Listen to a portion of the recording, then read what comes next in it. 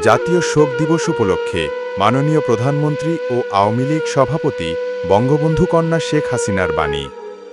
আজ 15ই আগস্ট, বাঙালি ও বাংলাদেশের ইতিহাসে এক গভীর বেদনা ও শোকের দিন।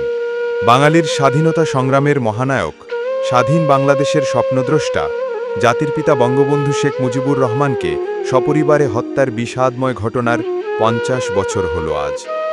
গভীর শোক ও শ্রদ্ধায় স্মরণ করছি ইতিহাসের অন্যতম বর্বরতার শিকার বঙ্গবন্ধু, তার পরিবার ও সকল শহীদকে। 1975 সালে সংঘটিত এই হত্যাকাণ্ড কেবল একজন মানুষকে শারীরিকভাবে নিশ্চিহ্ন করার উদ্দেশ্যে ছিল না। এই হত্যাযজ্ঞের উদ্দেশ্য ছিল একটি জাতি, তার আদর্শ, তার স্বপ্ন, তার প্রত্যাশা ও তার সম্ভাবনাকে চিরতরে নির্মূল করা। মানুষের শারীরিক সত্তাকে নিঃশেষ করার পরও সেই চিরজাগরুক স্বপ্নকে ধারণ করে বুক চিতিয়ে দাঁড়িয়ে থাকা ধানমন্ডি 32 নম্বরের বাড়িটিকে যখন গুড়িয়ে দেয়া হয়, তখন মানুষ বুঝে যায় বঙ্গবন্ধুর আত্মাকে বাঙালি জাতির মনন থেকে, ইতিহাস থেকে মুছে ফেলার হীন অভিযান শেষ হয়নি। তার সাক্ষ্য দিচ্ছে বুলডোজারের আঘাতে আঘাতে জর্জরিত 32 নম্বরের বুক। আগস্ট হত্যাকাণ্ডের ক্ষত নিয়ে ওই বাড়ির বিদীর্ণ কাঠামো বাঙালি ও বাংলাদেশের ভয়াবহতম সংকটকালকে নির্দেশ করছে। আগস্ট হত্যাকাণ্ডের 50 বছরের মাথায় বাংলাদেশ ও বঙ্গবন্ধুকে মুছতে ব্যর্থ শত্রু শিবির জড় কাঠামোকেও জর্জরিত করেছে। বঙ্গবন্ধু রচিত আদর্শের ভিত্তি কাঠামোর এই বাংলাদেশই তাদের শত্রু।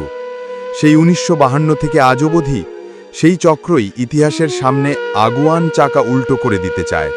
জাতির পিতা বঙ্গবন্ধু শেখ মুজিবুর রহমান ছিলেন বিশ্বে সূচিত উপনিবেশবাদ বিরোধী জাতীয়তাবাদী সংগ্রামের অন্যতম প্রধান অগ্রনায়ক।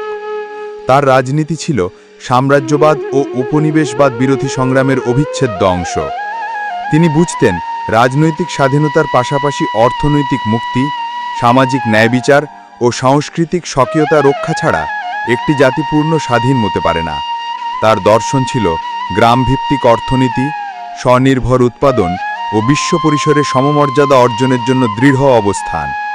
বৈদেশিক চাপ, হুমকি বা প্রলোভনের কাছে তিনি কখনো নতি স্বীকার করেননি।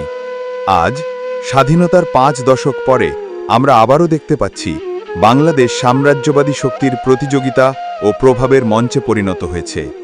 অভ্যন্তরীণ ষড়যন্ত্র, বৈদেশিক হস্তক্ষেপ এবং অর্থনৈতিক শোষণের নতুন রূপ আমাদের সামনে চ্যালেঞ্জ হয়ে দাঁড়িয়েছে। এই সময়ে বঙ্গবন্ধুর শিক্ষা আমাদের সবচেয়ে বড় শক্তি। যতদিন বাংলাদেশ রাষ্ট্র থাকবে, বাঙালি জাতি থাকবে, ততদিন বঙ্গবন্ধুর স্মৃতি ও আদর্শ পুনর্জাগরিত হবে।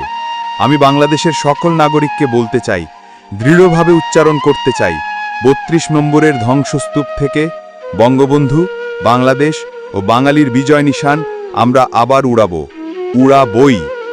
জয় বাংলা, জয় বঙ্গবন্ধু। আধার কেটে ভোর হোক, বাংলাদেশ চিরজীবী হোক।